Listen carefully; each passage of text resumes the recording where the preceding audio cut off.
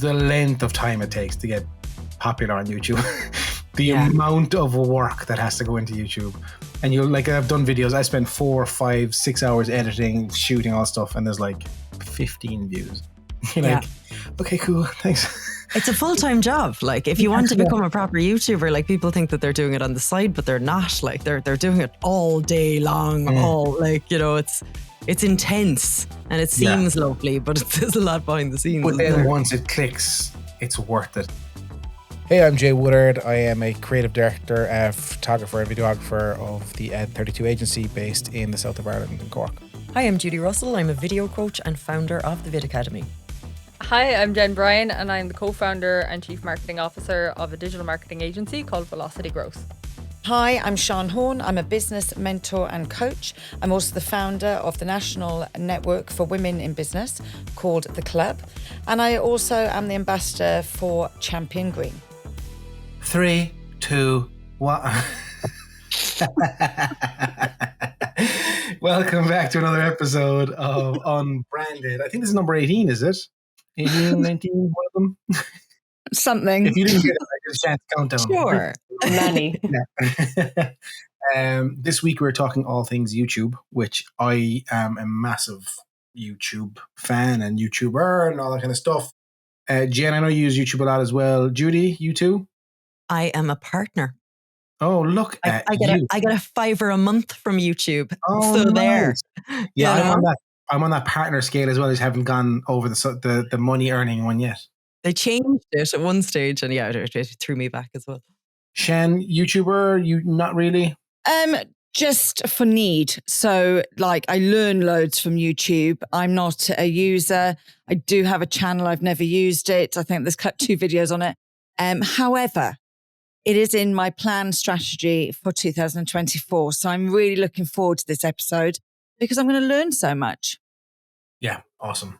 So I'm going to start off the show by just saying like the question, what do you use YouTube for? So Shan, you briefly touched on that there. Can you want to go a small bit in depth with that? Yeah. Do you know what? And actually, I say a couple of years ago, I mean, you probably had this conversation when, you know, we were doing a lot of teaching and I was saying, you know, I think I'm just a better YouTuber or a better Googler than other people because when I get stuck, it's the first place I go. So everything. So actually, I suppose the last time I've used it was last week. New iPhone 15, really want to get the most out of the camera. So I just spend some time on YouTube. It's the easiest source for me. But it could be anything from cooking to business, to equipment. That's where I go first. Jen? Sorry, I was on mute of all things. I use it largely for a huge amount of tutorials, to be honest. Now, I'm knee deep in my first few videos are about to go out, but my strategy shifted recently after Mr. Beast made that announcement around the pacing, because I had gone quite aggressive on the pacing of the videos. So we can talk about that separately, but about to dig in, but right now primarily using it for research and educational purposes. Nice. Judy? Yeah, same. Like I don't do anything without YouTube, like even guided meditations in the car 5 minutes before I go in to just reset and stuff like that. I'd say I don't want anyone to go through my history basically because there's probably a lot in there. But I use it for tutorials. So one of my tutorials was a Canva one and that got to, I think, 135,000 views, which is a lot for YouTube, not a lot an Instagram thing. But that's kind of pushed me over the partner line, which was great.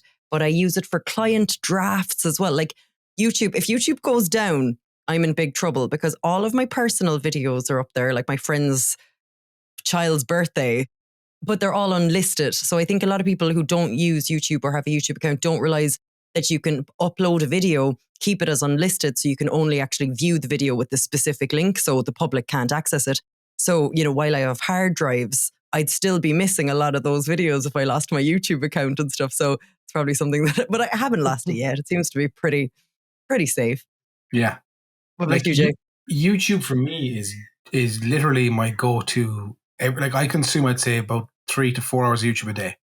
Wow. Like I'll go home and turn YouTube on instead of turning TV on. Do you know what? This is bizarre that you say that, because I would not have pinned my mother for this in a million years. I moved in here a few months ago. The woman watches YouTube in the evening. YouTube channels. She has particular food channels that she loves. She sits down and she watches. And I was like, Mom, is that on Netflix? Like, where are you watching this? And she was like, no, it's YouTube. She's like, what YouTube do you watch? Do you not like these channels? And I was like, no, but she loves it. Yeah. And it's my go-to. Like, I'll spend an evening watching YouTube, be it creators I love, videographers, photographers, like all that kind of creator, food, like everything. There's everything. I love it. Like, it's just my go-to. And does its algorithm kind of like predict as well as maybe TikTok would for you? Or yeah, 100%. Really? Yeah. Yeah, 100%. Because I tend to like videos. If I like a video on YouTube, then the algorithm knows what I like and what I don't like. So I think I have 160. I'm sub to 160 channels. So I know, like, when I go to my subscriptions, I'll see all the videos of types of videos I want to watch. And you can skip over them if you want. But then on the other side of it, then I'm learning tutorials. It's like my first thing is like anything in YouTube software. How do I do this? Like, literally, it's Googling this. How do I do that? So yeah, I genuinely think would be lost without YouTube. And on YouTube as well, like, you can change the playback speed, so you can watch things at 2 times in like podcasts and stuff like that. That's another great benefit over TV. Yeah, so do I. I'm like, cut to the point, and then I miss it. Do that. I think it would throw me. Yeah. Yeah, I don't. Shan, do you do that? Listen at 2 speed. Always. Really? I could not listen, especially on a WhatsApp voice message. Yeah. I'm not listening at one pace. It depends why I'm listening as well, though. If I'm listening for content, for information, then I might go 2 speed. If I'm relaxing and whatever, like on holiday, I was listening to like a murder mystery pod, and no, I'm not going to double that up, because listening to it at 0.5 just to really take it in. Yeah. You're relaxing on the beach with a murder mystery, like. Absolutely. Tell me, Judy, a positive interaction you've had with YouTube, or because of YouTube. My whole career started with YouTube. Like, I was in Costa Rica, down to €400, had done that stupid TEFL course for teaching English that I spent $1,000 on. So I had like nothing. And I was in an internet cafe looking for jobs, and this sports news presenter came up or something like that on Craigslist, where people go to die. And I was like, I'll just go for the interview. But it turned out to be a real job. It was an affiliate marketing company for sports betting that had relocated from Texas to Costa Rica.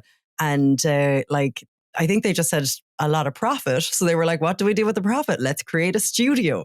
So they had studio, green screen, lights, and it was all for YouTube. And, like this machine called a TriCaster, that it was $20,000 that allowed you to plug in 3 cameras to switch cameras live on YouTube, which we can do today now for free with our phones. But I am forever indebted to YouTube for getting me into this whole video business, because I never would have, if I didn't go for that job or get it, I would have, I don't know what I would have done. My whole life would have been different. Like, Shan? Oh God. I just don't. Sorry. Yeah, I'm really not indebted to YouTube. However, it has explained an awful lot to me over time. So, yeah, I mean, I think it's a real positive place. I think if you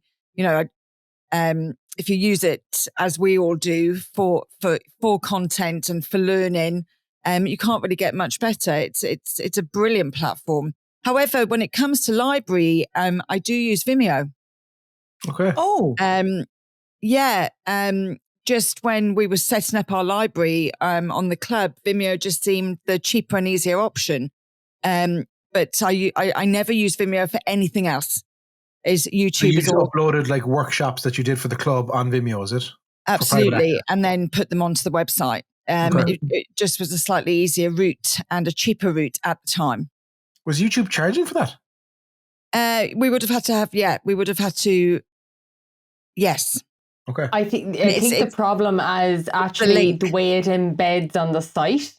Is problematic compared to Vimeo. So we use Vimeo for everything too. I remember, Jade, you remember we enlisted you to do a podcast course there a few years back now. All of that would have been on Vimeo as well. And we shipped it there. But it was specifically because the way it embeds on a website is more user friendly than when you embed on YouTube, because you don't want it flicking to the next video in particular. Yeah. Okay. And that's the only reason for us. It was the linking it all together. So yeah, it's interesting. But yeah, YouTube for everything else. When it comes to me learning and actually being able to use the equipment that I buy, it's all YouTube. And you guys. So you get full reviews of everything, and you just Yeah. deep dive in that kind of stuff. Yeah. Jen, any super positive experiences? Yeah, I suppose, I mean, I don't subscribe to the volume of channels that you do, but I subscribe to a very, like, I'd say about 6 people, very specific, and they're all kind of in the same kind of like productivity workflow niches. But one in particular, Was it? yeah. What'd you say? For Ali Abdal, he's like a minimalist, like process, like SOP driven, like. I found myself so far down the Ali Abdal rabbit hole that I was like, should I go back to school and just start studying?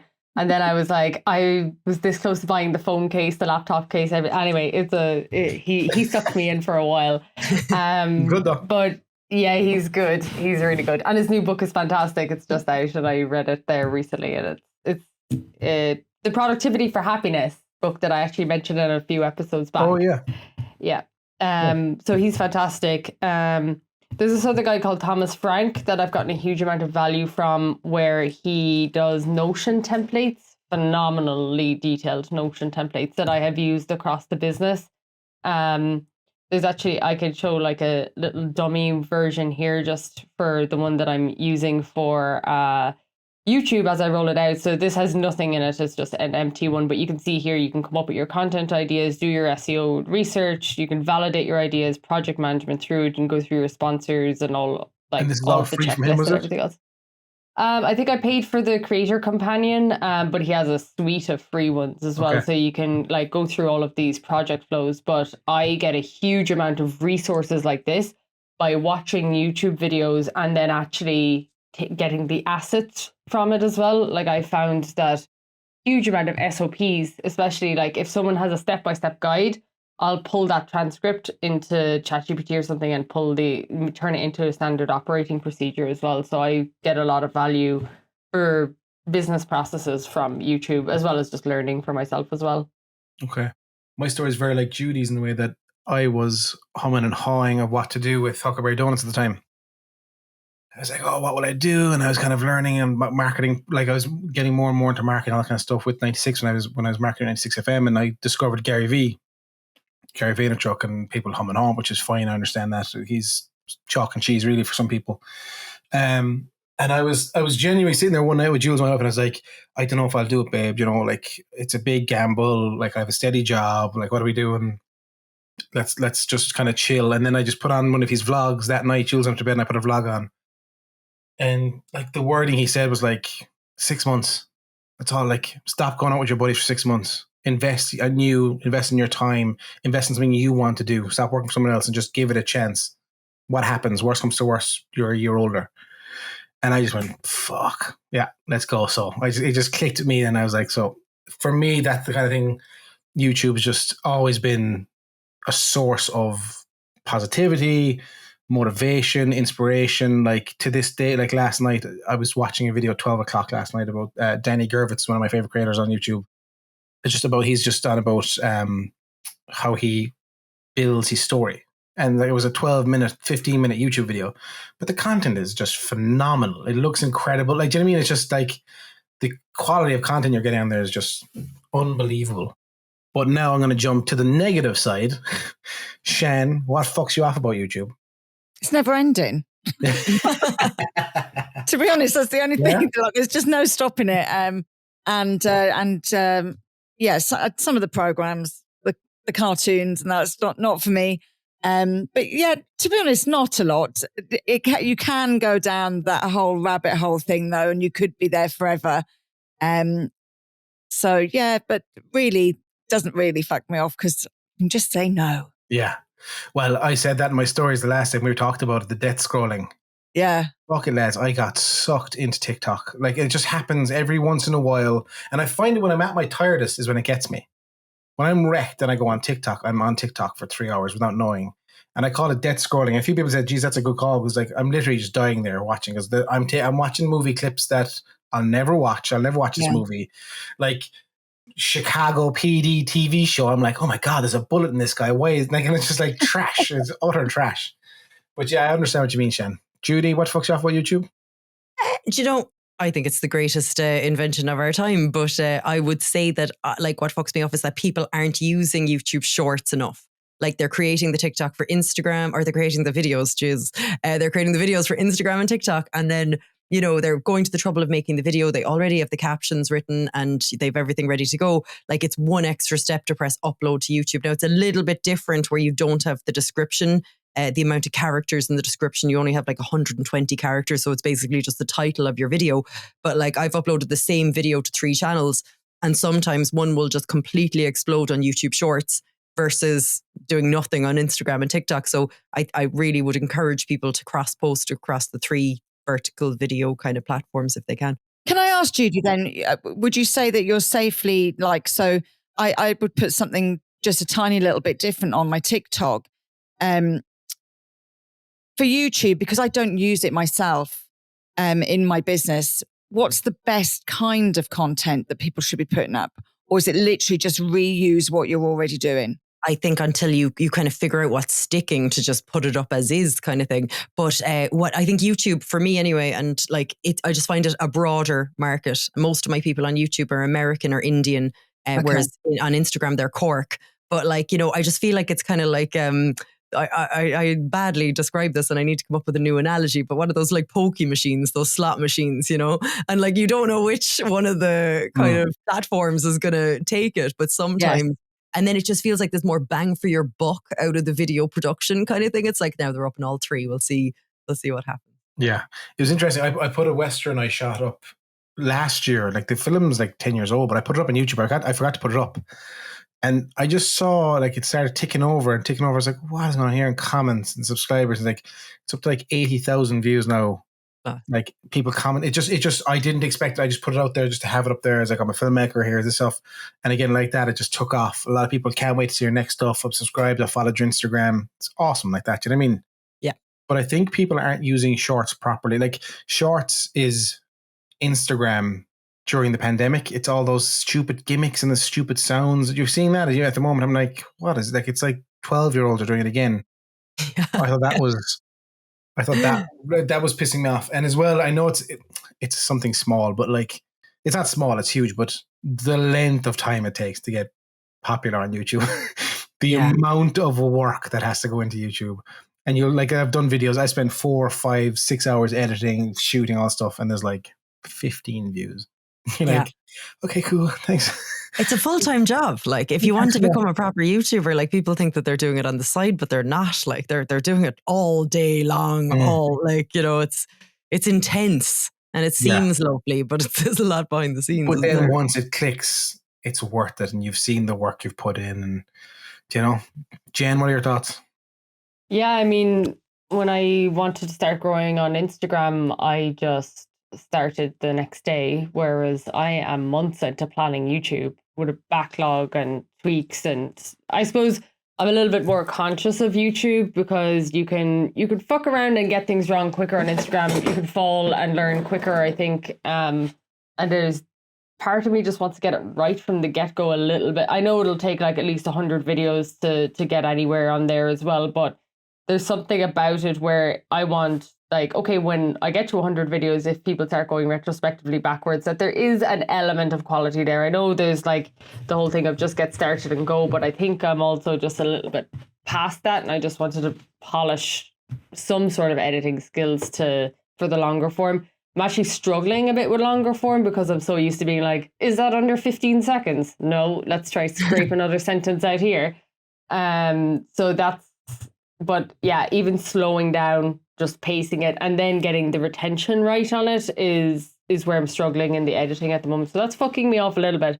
YouTube comments fuck me off a little bit. Sometimes I'm on people's stuff and I'm just like, you're just being an asshole for no reason. I'm lightly entertained, however. And then there's like the world of, going down the rabbit hole. Of course, I've been down all the rabbit holes. Do you remember when YouTube came out first? We were all just sharing Charlie the Unicorn. Like, you know, you can end up down those rabbit holes as well. And always the fella with the cartoons with the Kerry accents, something, the turtles, and slow down, Tommy. All of those. Short. It was a Sminky. Sminky shorts. They were huge. Yeah. They These were guys' huge. careers there. We talk about Mr. Beast. Mr. Beast just signed a massive deal with Amazon Prime Yeah, for the I saw biggest that. game show of all time, Beast Games. The biggest number of contestants of all time, the biggest prize of all time. Like, he's taking Squid Games, he said, and multiplying it by 10 or 15. Like, but again, that's gonna be phenomenal. Like, yeah, he'd be the first billionaire YouTuber. But then you also have the likes of Jake Paul, who's a YouTuber fighting Mike Tyson. Okay, actually, sorry, you've just pinned down what fucks me off.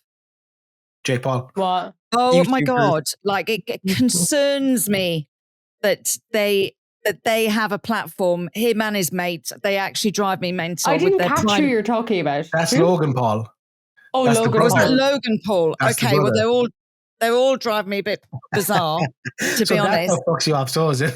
Yeah, idiots. That's what fucks me off. Idiots that my nieces and my nephews are watching and think that they're normal. And they're like, yeah, no, I know I sound like a real old woman now, but yeah, no. Do you know Can't who cope. I? Can't Do you know cope. who I Let's not want? include their hashtag in the, or let's not include their at in the description of this. Don't Do you tag know? them.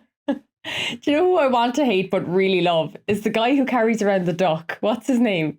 I can't think of him. Yeah, I can't remember his name, but the really He good actually looking fella. just, yeah, he just carries around a duck all the time. Oh, I don't know. His content is somewhat controversial, but I can't help but laugh. I'm just I know. gonna He started on OnlyFans and paid off his sister's college. Yeah, that was tuition and all it. stuff He like- did. He's paying for his whole family's life Bought from the his house. He's OnlyFans like, account. he threw money in his Bought a mother's duck and my pond for penis the bought duck the house. under. Yeah. It's Oh, so he funny. sounds cute. I'm going to go and research him. Oh yeah, just research it. Just research Yeah, him. That's the thing yeah. as well. As a parent, YouTube worries me because my kids watch YouTube. They take in YouTube a lot. Again, we have to filter. We have to watch what they're watching. I remember one time when Wyatt was a baby. He was about 2. He was watching, I don't know, Cocomelon or something. I didn't like him watching Cocomelon, but one of those kind of things. But then there was a Peppa Pig one where the mother had got killed in the video and they were cooking her. And it's just like these people put these videos and say tag for kids and stuff just for shits and giggles. Do you know what I mean? It's dark. You know, there's always the dark side of things. There's quite obviously the dark side of YouTube as well, which is dangerous, but let's not. There's an interesting thing with YouTube is that, like, okay, Vimeo and all of those don't really count in this argument. Like, Instagram has a direct competitor with TikTok and Facebook, and they're grouped together. We categorize YouTube over here in a little bubble on its own. It has completely dominated the market. What I would love to see is a giant competitor to YouTube, like a direct, big, long form. People have tried, it's never caught on. Quizzo and all these different places have tried and just failed miserably. It's basically Google's video branch. Like, it's like, yeah, but they're yeah, that's interesting that, like, we should create one. Yeah. Oh yeah. Calm down. All the other big players haven't succeeded, but we will. Yeah. Jen, your ChatGPT bot will get us there. I know it will. Yeah. Jen, in our spare time. Yeah. Jen, teach me something about YouTube or YouTube related. I don't have much to teach when it comes to YouTube, bar the recommendations of the materials that I'm going through at the moment, I guess, in terms of my own early stage research of this. One is that those project manager flows from Thomas Frank are fantastic in terms of, like, just planning, just getting it down on paper. This book I'm finding great, YouTube Secrets by Sean Cannell and Benji Travis. I also have YouTube for Dummies.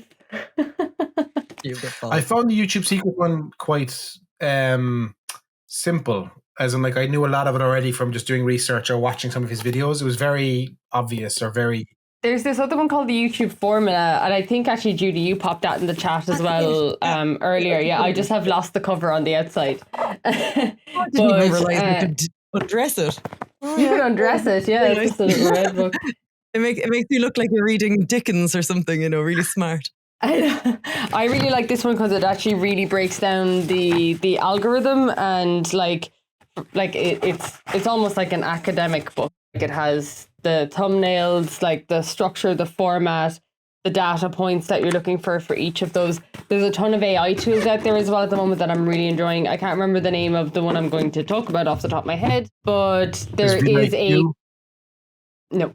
No. Maybe there's a plugin you can get. I wonder, is it here in my browser? I'm using a different browser today, but I have a few different ones. vidIQ and TubeBuddy is another one. I think this one, essentially you can go to a video and you can watch how the thumbnail changes, and it's really interesting to do this. Yeah, it's really interesting to do it on something like Mr. Beast videos, where it's like, okay, the video's been live an hour, now they've changed it, now it's 2 hours, and you should see the movements. Like if it's Mr. Beast's face like smiling, it might be jaw down, jaw up. It's just these small movements that they're making for optimal performance, and it's just it's just intriguing. Even like that, if you click on one of the videos, it will tell you all the details, the SEO searches, like the ranking of the score, the wording that they share, the end caption cards, all this kind of stuff. It's definitely worth a look, and you get a free trial. I think vidIQ is the one I use. vidIQ basically, and it's AI as well, so it helps you word your videos and title your videos and stuff. So definitely helpful. Yeah, and recently I did a video on Instagram, just a short video, where after Mr. Beast made that announcement of checking the pacing of his videos, like he's reduced the pacing of his videos and it's performing better, making them more story format. I used ChatGPT, has a plugin called a YouTube video analyzer. And I dropped in videos that he had last year and videos that he had this year and asked for all of the comparisons between them. And it estimated a 20 to 30% reduction in terms of like the amount of cuts, like flashy noises, like all of the pacing volume. That's roughly what it was reduced by, which is a significant percentage, really, when you think about it. I must actually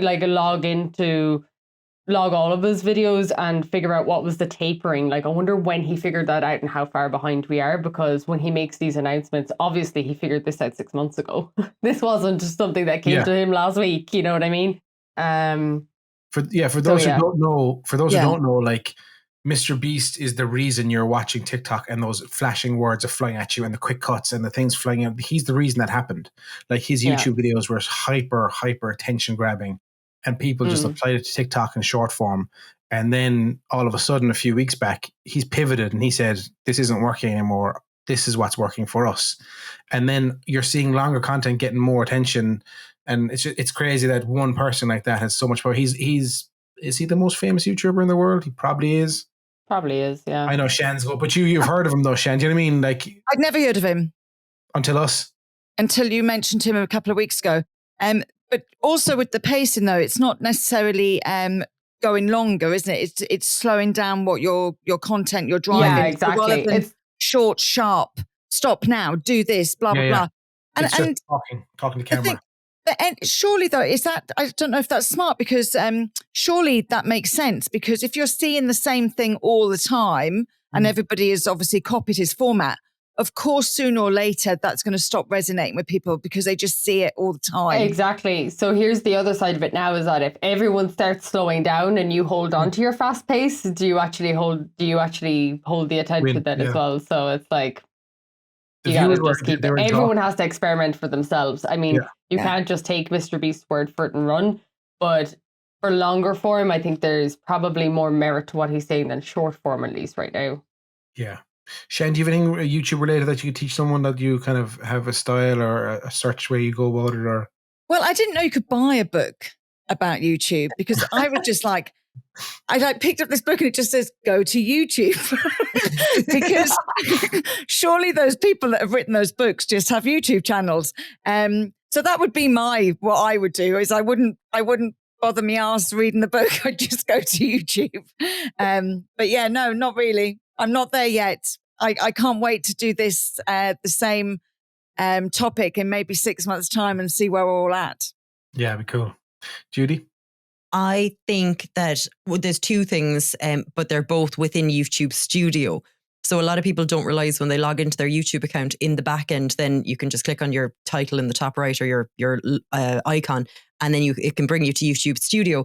The two things in there, the first thing I'd say to look at is the YouTube audio library. That's where I get all of my music for all of my corporate videos and for my YouTube videos, because they're all Creative Commons. I know that they're going to be YouTube happy and everyone's going to be fine with it. Like, they're not the greatest. Do you know what? Actually, I found a song on there that I downloaded and actually play regularly. So they can be good and they get added to all the time by new creators. So definitely have a check out there. But there's another thing that I was looking for ages. So I work with a lot of public sector companies and teaching them how to make videos, and they want to be able to blur people's faces out.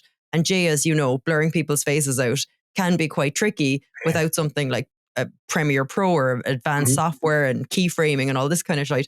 Sorry. But within YouTube, you upload your video, and within the editor, there's basically this thing that says blur, and it recognizes in the video where there are faces. And then you can apply the blur to all faces or just to one or two faces. And it because the software that I was looking for people was called redacting software. And it was like €2,500. Oh my God. I don't know where the balloons came from. We can always rely on Judy. A bunch of balloons just came up on Judy's screen. I don't know What how are that you happened. doing? I thought that happened to me recently, and I thought it was AI companion on Zoom, but I'm not on Zoom now, so I have no idea. Redacting. There's the one with the thumb up. I keep doing that on Google Meet by accident. Oh, look there. I have no idea. Apologies for people who aren't watching this. There were fireworks behind me there when I put a thumbs up. Yeah. But anyway, that means that the blur and the audio library are great. Yeah. Might teach me something is like a lot of people are afraid of YouTube. They're like they just like, oh, I don't have time. I think you have to carve the time and do it, and don't be afraid to put a shit video out. Like if you go back to my very first videos, like I'm sure they're terrible. Like I probably unlisted them. Do you know what I mean? Like they're so bad. But I think it's just getting out and doing it. This guy is very good, Sean Canal. What's the channel called? Jen, do you remember what the channel is called? They have a certain channel. I can't remember what it's called. We'll put in the link if we find it. I'll put in the link down below if we find it. But it's if you're trying to get into it, they're very good. And again, it's just starting. You don't need the best. Like you have a phone in your hand, you can record YouTube that way. Like, you know what I mean? A lot of these guys are just out there making, like Casey Neistat. If you want to see how you can just make something quick and fun and buzzy, now he's done it for years, so it looks incredible. But Casey Neistat is obviously a big inspiration for mine as well. But yeah, like I think just get out and do it. If you do have any other YouTube questions, like let us know. Another tip I have would be, if like we talk about YouTube Shorts, is when if you do upload a YouTube video, you can actually click a button that says, I think it's remix or something like that, or like clip it, and you can it turns one of the sections of your video into a short. And what that does, it pushes the shorts audience to your long form stuff. And like TikTok, you can't do it now if you're just on YouTube Shorts by yourself. What I like about TikTok, and I wish YouTube brought it in, is if you're watching me on YouTube Shorts, you can't just click the plus button like on TikTok and you're following me. Like, I think subscribers will go mental if that was the case on YouTube Shorts. I understand why they don't do it, but if you do that little hack where you put your full feature length video up on YouTube and click, I think it's clip is the thing under it, it will let you subscribe to them from that. No way. Yeah. So, and it will also, you can click on it and bring it straight through the video as well. Because you're staying inside TikTok, not TikTok, inside YouTube. You mean you're using their software and stuff. So I think it's like a little benefit from what I understand. And Jen made a good point as well off air a second ago, was about the likes of people starting YouTube or starting podcasts. To me, I think I would also see this like we do. We put this on YouTube and it's a podcast. Like to me, it's side by side. There's no different there. It's like you either video record, even if you didn't video record, just had artwork and put the voice. Because people will sit there. Yeah. Because I know the amount of people I know that sit and listen to music on YouTube, but will have ads playing in between and stuff. That would drive me ballistic. Like I have premium. Do you use YouTube Premium? Yeah, I can't handle ads. Like I just don't want ads for the amount of time I spend on YouTube, the amount of content I consume. The ads are too much. Do you know what I mean? So I was like, I'll pay her, what is it, 15 quid a month or something like that, is it? Yeah. Through the business, because, I'm educating myself on... Write off. Write off. I'm writing it off. It's a write-off. It's a write-off. The write-off people. But yeah, I would always see, if you are starting a podcast, highly, highly consider starting a YouTube channel at the exact same time. Because like, our videos are doing like 15, 25, 45, 50 views a video, which is, to us, it's nothing because like we have Aoife, who's amazing. She's doing a great little edit and like it's going out there. Like I actually watch our videos. I don't listen back. I watch our stuff at nighttime. And Jules is like, you're watching your podcast again? I'm like, yeah, I am. Yeah. But Jen, do you want to tell me your plan for the future, like going ahead, like what plans do you have moving forward with YouTube? Yeah, I think to your point there on the long form piece, I mean, even if you're considering long form content, people seem to be jumping to podcasts quicker than YouTube at the moment in terms of finding the value. And the value from long form content is the stickiness of the user, less people, but higher engaged. And, it typically will lead to more business over the long term. And it doesn't necessarily have to be a replica of the podcast, but it can be. But that is exactly why I'm leaning into YouTube specifically, because I want to try generate that stickiness. So like I see YouTube as part of the funnel for me, whereas I see Instagram as extremely top of funnel. I see TikTok as top of funnel, but there's 200,000 people now between all of the different channels that I have top of funnel. Even if 10% of those start watching longer form content on YouTube, or even 2%, that volume is enough for me to be the earworm. That's why I went into newsletter content first, and I've started to ramp up that. That's at I think about 5,000 or 6,000 subscribers now, and I want to do the same with the YouTube side. But it has a strategic place in the funnel for me from a content production perspective, because I see myself moving more and more into the content side of things, and I need to distribute myself effectively across channels. That's the strategy really over the next few months. I've been working on it for a while now, so I'm excited to just start getting things out in the wild. But yeah, I see it as a piece to the funnel for myself. What kind of content can we expect from you? I started with some tutorials, and then I was like, I just don't want to be the tutorial person all the time. So I'm actually experimenting with a little bit of I have a backlog of short form videos over the next few weeks that'll feel a little bit sporadic, but they're just me testing the waters to see if there's a little bit of viability further down the funnel then, because if they don't pick up top of funnel, then I may just keep on the tutorial side. But yeah, we'll see how we go. Nice. Shan, moving forward, you've talked about now in 6 months' time, what can we expect to see in 6 months' time? Well, I'm starting YouTube in May. It's already in the diary. Definitely starting with short form, because obviously that's the easiest place for me to start, because I can just reuse my Instagram and soon to be TikTok, because I'm going to get back into that as well. So yes, go back to that. And then my idea is, because I do create an awful lot of content. So for instance, I'm just back from Marbella. There's a lot of content in there. So I could actually spend some time doing those short snaps on TikTok, Instagram, and on Shorts, and then take the whole content and talk about the whole holiday and do a review on the hotel, etc. So I think that's possibly what I will do. Check out a chap named Trek, Trek Trendy. He is the leading guy at the moment in travel, and it's so simple. He has Rode mics. He's used his phone for a lot of it. And just check out the style. The edit's very simple. It's his personality. He's a British chap, and he's just a nice guy. And he just brings his mother, and he brings his father, and he brings his girlfriend, and but he's going on the Oriental Express, and he's paid 25,000 for 3 days. This kind of stuff. Yeah, I love watching stuff, because I just love that world of that kind of travel. But Trek Trendy is definitely one to check out. Cool. I'll have a look. Isn't it amazing that it'll always come back to a personality sometimes over, you can spend your life, that's where I'm worried. I have to pick up a little bit of the editing skills here, because otherwise I have to get really personable. But they, that, if you have a good slick personality and have that charisma to do well, your editing really doesn't matter as much. Yeah.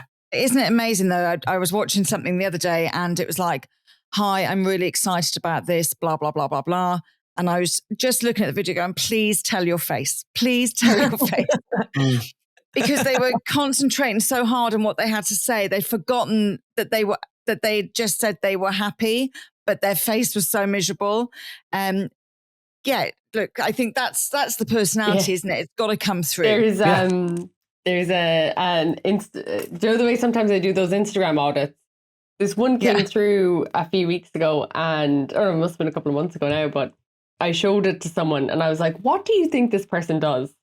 Because they were a coach. So they were should be pretty upbeat, I feel. And she was like, I don't know, did she read the debt notices or something? This is very jury.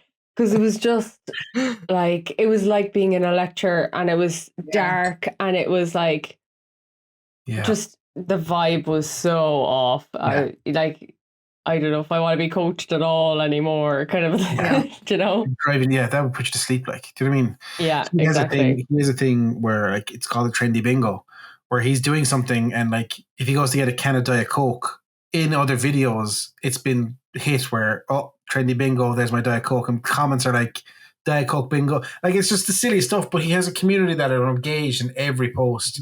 He wears Timberland boots.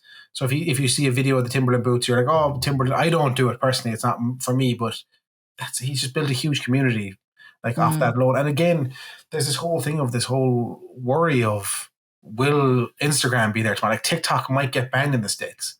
Like, what happens if you build your entire career on TikTok and you have nothing? Like, you have to diversify, and YouTube is solid. Like, it is harder, and it's harder for a reason, because kind of weans out the weeds, as they say. Judy, looking forward, what are you looking at to do? God, I've just taken, like, I was so motivated to become partner that I was like knocking out the videos all day Saturday, all day Sunday, and then as soon as I got it, I was like, yeah, couldn't be bothered now. So I'll wait for ye to start uploading stuff that will re-motivate me to get going. But you know what I am going to do? I'm going to start watching more YouTube and try to curate it like a little bit of a TV show. But do you know the way you were saying, like, people watch or listening for more long form content on podcasts? It just reminds me of the funniest meme that I ever saw. It's like, you know, scientists have invented a laser that you can beam to Mars. And underneath it, all we asked is to be able to minimize our YouTube screen. The fact that you can't minimize it on the phone and carry on with your like WhatsApp and stuff, I think that prevents. You can now. No, I can't anyway. I think you could for a while. And then I think it's on the premium. No, I don't think so. I think it's like anything. Oh, No, I'm going to do it live on the podcast. Let's see what video is going to come up first. YouTube. Is filmmaking YouTube dead? Let's see that one. So full screen. And then, maybe you're fucking dead right. Jesus, you are. It's a pain in the bum. Yeah, the other ones do it, just not that one. Yeah. Can I ask a question? Yeah. With this in mind, so I'm relaunching B-Bell podcast, which is, you know, very different to this. It's about inspirational women. It's the chats. Would I put that on my YouTube channel, or should I keep a separate one? I'd keep a separate one. Would you? Okay. Yeah, I would too. Keep it separate. Because like Ken, you said, like even yourself with like other brands you've started, you found it better to keep yourself separate. Yeah, no, absolutely.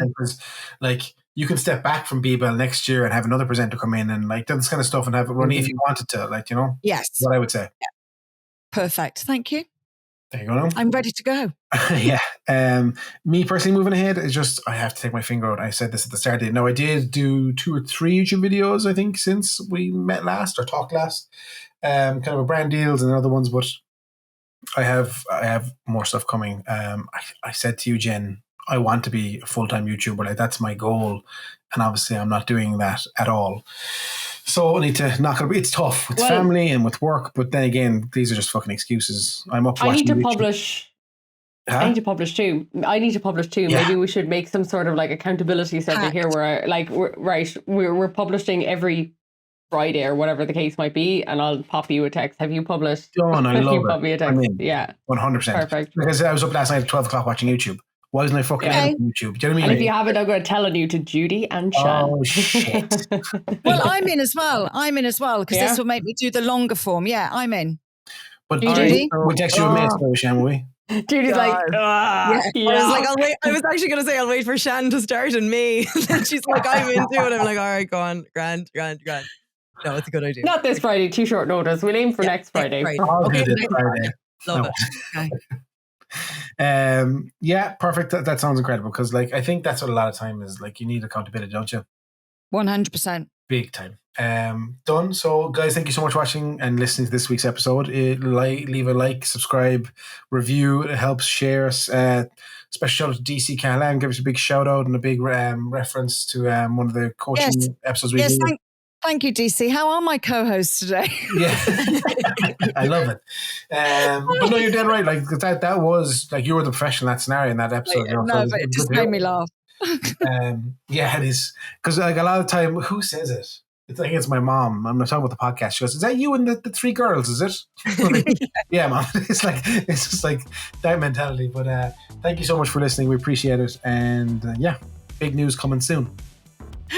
Yeah, exciting. Bye. Thanks, Yep. guys. Bye.